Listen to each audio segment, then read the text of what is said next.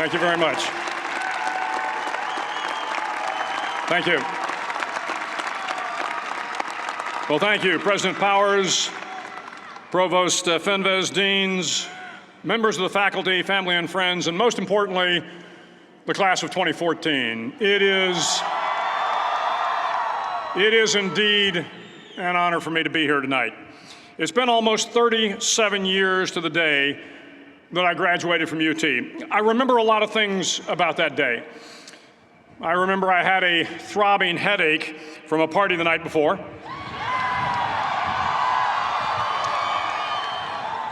I remember I had a serious girlfriend, who I later married. That's important to remember, by the way. And I remember I was getting commissioned in the Navy that day. But of all the things I remember, I don't have a clue who the commencement speaker was, and I certainly don't remember anything they said. So acknowledging that fact, if I can't make this commencement speech memorable, I will at least try to make it short. So the university's slogan is, "What starts here changes the world." Well, I've got to admit, I kind of like it. What starts here changes the world. Tonight, there are almost 8,000 students, or there are more than 8,000 students graduated from UT. So that great paragon of analytical rigor, Ask.com, says that the average American will meet 10,000 people in their lifetime.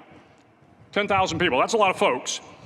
But if every one of you changed the lives of just 10 people, and each one of those people changed the lives of another 10 people, and another 10, then in 5 generations, 125 years, the class of 2014 will have changed the lives of 800 million people.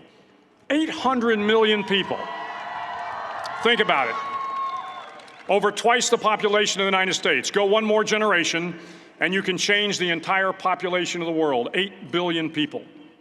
If you think it's hard to change the lives of 10 people, change their lives forever, you're wrong. I saw it happen every day in Iraq and Afghanistan. A young Army officer makes a decision to go left instead of right down a road in Baghdad, and the 10 soldiers with him are saved from a close-in ambush. In Kandahar province, Afghanistan, a non-commissioned officer from the female engagement team senses that something isn't right and directs the infantry platoon away from a 500-pound IED, saving the lives of a dozen soldiers. But if you think about it, not only were those soldiers saved by the decisions of one person, but their children were saved, and their children's children. Generations were saved by one decision, one person. But changing the world can happen anywhere, and anyone can do it. So what starts here can indeed change the world. But the question is, what will the world look like after you change it? Well, I'm confident that it will look much, much better. But if you'll humor this old sailor for just a moment, I have a few suggestions that may help you on your way to a better world. And while these lessons were learned during my time in the military, I can assure you that it matters not whether you ever served a day in uniform. It matters not your gender, your ethnic or religious background, your orientation, or your social status. Our struggles in this world are similar, and the lessons to overcome those struggles and to move forward, changing ourselves and changing the world around us, will apply equally to all. I've been a Navy SEAL for 36 years, but it all began when I left UT for basic SEAL training in Coronado, California. Basic SEAL training is 6 months of long, torturous runs in the soft sand, midnight swims in the cold water off San Diego, obstacle courses, unending calisthenics, days without sleep, and always being cold, wet, and miserable. It is 6 months of being constantly harassed by professionally trained warriors who seek to find the weak of mind and body and eliminate them from ever becoming a Navy SEAL. But the training also seeks to find those students who can lead in an environment of constant stress, chaos, failure, and hardships. To me, basic SEAL training was a lifetime of challenges crammed into 6 months. So here are the 10 lessons I learned from basic SEAL training that hopefully will be of value to you as you move forward in life. Every morning in SEAL training, my instructors, who at the time were all Vietnam veterans, would show up in my barracks room, and the first thing they'd do was inspect my bed. If you did it right, the corners would be square, the covers would be pulled tight, the pillow centered just under the headboard, and the extra blanket folded neatly at the foot of the rack. It was a simple task, mundane at best, but every morning we were required to make our bed to perfection. It seemed a little ridiculous at the time, particularly in light of the fact that we were aspiring to be real warriors, tough, battle-hardened SEALs. But the wisdom of this simple act has been proven to me many times over. If you make your bed every morning, you will have accomplished the first task of the day. It will give you a small sense of pride, and it will encourage you to do another task, and another, and another. And by the end of the day, that one task completed will have turned into many tasks completed. Making your bed will also reinforce the fact that the little things in life matter. If you can't do the little things right, you'll never be able to do the big things right. And if by chance you have a miserable day, you will come home to a bed that is made, that you made. And a made bed gives you encouragement that tomorrow will be better. So if you want to change the world, start off by making your bed. During SEAL training, the students are all broken down into boat crews. Each crew is 7 students, 3 on each side of a small rubber boat, and 1 coxswain to help guide the dinghy. Every day, your boat crew forms up on the beach and is instructed to get through the surf zone and paddle several miles down the coast. In the winter, the surf off San Diego can get to be 8 to 10 feet high, and it is exceedingly difficult to paddle through the plunging surf unless everyone digs in. Every paddle must be synchronized to the stroke count of the coxswain. Everyone must exert equal effort, or the boat will turn against the wave and be unceremoniously dumped back on the beach. For the boat to make it to its destination, everyone must paddle. You can't change the world alone. You will need some help. And to truly get from your starting point to your destination takes friends, colleagues, the goodwill of strangers, and a strong coxswain to guide you. If you want to change the world, find someone to help you paddle.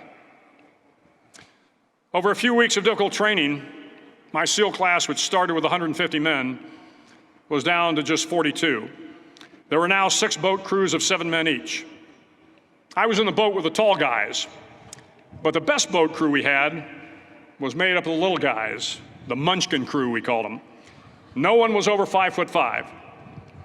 The Munchkin boat crew had 1 American Indian, 1 African American, 1 Polish American, 1 Greek American, 1 Italian American, and 2 tough kids from the Midwest. They out-paddled, outran, and outswam all the other boat crews. The big men in the other boat crews would always make good-natured fun of the tiny little flippers the Munchkins put on their tiny little feet prior to every swim. But somehow these little guys from every corner of the nation and the world always had the last laugh, swimming faster than everyone and reaching the shore long before the rest of us. SEAL training was a great equalizer. Nothing mattered but your will to succeed, not your color, not your ethnic background, not your education, not your social status. If you want to change the world, measure a person by the size of their heart, not by the size of their flippers. Several times a week, the instructors would line up the class and do a uniform inspection. It was exceptionally thorough. Your hat had to be perfectly starched, your uniform immaculately pressed, your belt buckle shiny and void of any smudges. But it seemed that no matter how much effort you put into starching your hat or pressing your uniform or polishing your belt buckle, it just wasn't good enough. The instructors would find something wrong.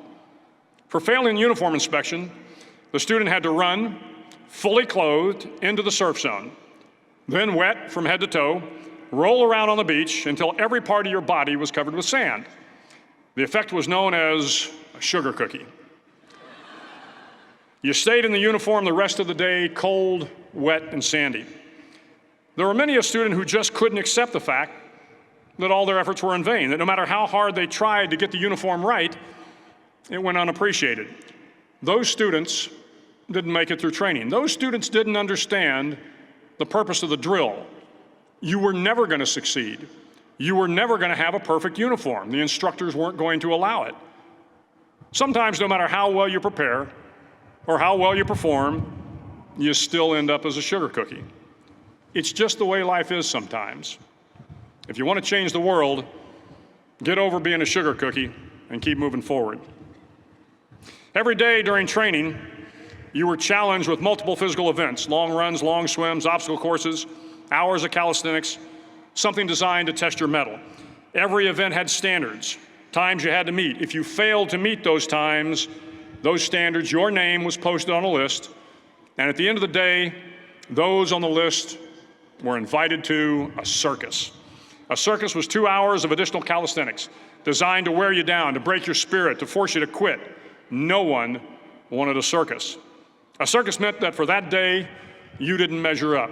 A circus meant more fatigue, and more fatigue meant that the following day would be more difficult, and more circuses were likely. But at some time during SEAL training, everyone made the circus list. But an interesting thing happened to those who were constantly on the list. Over time, those students who did 2 hours of extra calisthenics got stronger and stronger. The pain of the circuses built inner strength and physical resiliency. Life is filled with circuses. You will fail. You will likely fail often. It will be painful. It will be discouraging. At times, it will test you to your very core. But if you want to change the world, don't be afraid of the circuses. At least twice a week, the trainees were required to run the obstacle course. The obstacle course contained 25 obstacles, including a 10-foot wall, a 30-foot cargo net, a barbed wire crawl, to name a few. But the most challenging obstacle was the slide for life. It had a 3-level, 30-foot tower at one end and a 1-level tower at the other. In between was a 200-foot-long rope. You had to climb the 3-tiered tower, and once at the top, you grabbed the rope, swung underneath the rope, and pulled yourself hand over hand until you got to the other end. The record for the obstacle course had stood for years when my class began in 1977. The record seemed unbeatable until one day a student decided to go down the slide for life head first. Instead of swinging his body underneath the rope and inching his way down, he bravely mounted the top of the rope and thrust himself forward. It was a dangerous move, seemingly foolish and fraught with risk. Failure could mean injury and being dropped from the course. Without hesitation, the student slid down the rope perilously fast. Instead of several minutes, it only took him half that time. And by the end of the course, he had broken the record. If you want to change the world, sometimes you have to slide down the obstacles head first. During the land warfare phase of training, the students are flown out to San Clemente Island, which lies off the coast of San Diego. The waters off San Clemente are a breeding ground for the great white sharks. To pass SEAL training, there are a series of long swims that must be completed. One is the night swim. Before the swim, the instructors joyfully brief the students on all the species of sharks that inhabit the waters off San Clemente. They assure you, however, that no student has ever been eaten by a shark, at least not that they can remember. But you are also taught that if a shark begins to circle your position, stand your ground. Do not swim away. Do not act afraid. And if the shark, hungry for a midnight snack, darts towards you, then summons up all your strength and punch him in the snout, and he will turn and swim away. There are a lot of sharks in the world. If you hope to complete the swim, you will have to deal with them. So if you want to change the world, don't back down from the sharks. As Navy SEALs, one of our jobs is to conduct underwater attacks against enemy shipping. We practice this technique extensively during training. The ship attack mission is where a pair of SEAL divers is dropped off outside an enemy harbor and then swims well over 2 miles underwater, using nothing but a depth gauge and a compass to get to the target. During the entire swim, even well below the surface, there is some light that comes through. It is comforting to know that there is open water above you. But as you approach the ship, which is tied to a pier, the light begins to fade. The steel structure of the ship blocks the moonlight. It blocks the surrounding street lamps. It blocks all ambient light. To be successful in your mission, you have to swim under the ship and find the keel, the center line, and the deepest part of the ship. This is your objective.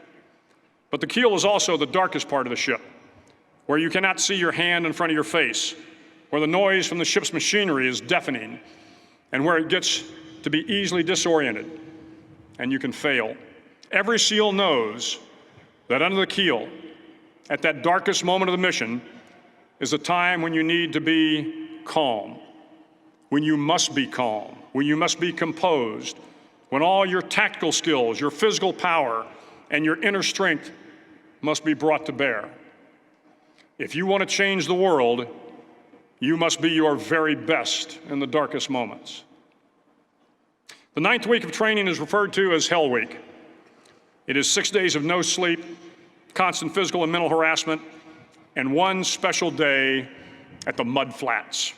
The Mud Flats are an area between San Diego and Tijuana where the water runs off and creates the Tijuana Sloughs, a swampy patch of terrain where the mud will engulf you. It is on Wednesday of Hell Week that you paddle down to the Mud Flats and spend the next 15 hours trying to survive this freezing cold, the howling wind, and the incessant pressure to quit from the instructors. As the sun began to set that Wednesday evening, my training class, having committed some egregious infraction of the rules, was ordered into the mud. The mud consumed each man till there was nothing visible but our heads. The instructors told us we could leave the mud if only 5 men would quit. Only 5 men, just 5 men, and we could get out of the oppressive cold. Looking around the mud flat, it was apparent that some students were about to give up. It was still over 8 hours till the sun came up, 8 more hours of bone-chilling cold. The chattering teeth and the shivering moans of the trainees were so loud, it was hard to hear anything. And then one voice began to echo through the night. One voice raised in song. The song was terribly out of tune, but sung with great enthusiasm. One voice became 2, and 2 became 3, and before long, everyone in the class was singing. The instructors threatened us with more time in the mud if we kept up the singing, but the singing persisted. And somehow the mud seemed a little warmer, and the wind a little tamer, and the dawn not so far away. If I have learned anything in my time traveling the world, it is the power of hope.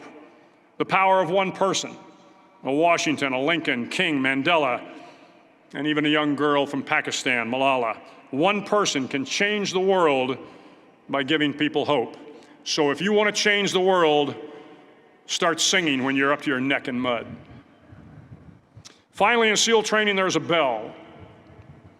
A brass bell that hangs in the center of the compound for all the students to see. All you have to do to quit is ring the bell. Ring the bell, and you no longer have to wake up at 5 o'clock. Ring the bell, and you no longer have to be in the freezing cold swims. Ring the bell, and you no longer have to do the runs, the obstacle course, the PT, and you no longer have to endure the hardships of training. All you have to do is ring the bell to get out. If you want to change the world, don't ever, ever ring the bell. To the class of 2014, you are moments away from graduating, moments away from beginning your journey through life, moments away from starting to change the world for the better. It will not be easy, but you are the class of 2014, the class that can affect the lives of 800 million people in the next century. Start each day with a task completed. Find someone to help you through life. Respect everyone. Know that life is not fair and that you will fail often. But if you take some risks, step up when the times are the toughest, face down the bullies, lift up the downtrodden, and never, ever give up. If you do these things, the next generation and the generations that follow will live in a world far better than the one we have today. And what started here will indeed have changed the world for the better. Thank you very much. Hook 'em horns.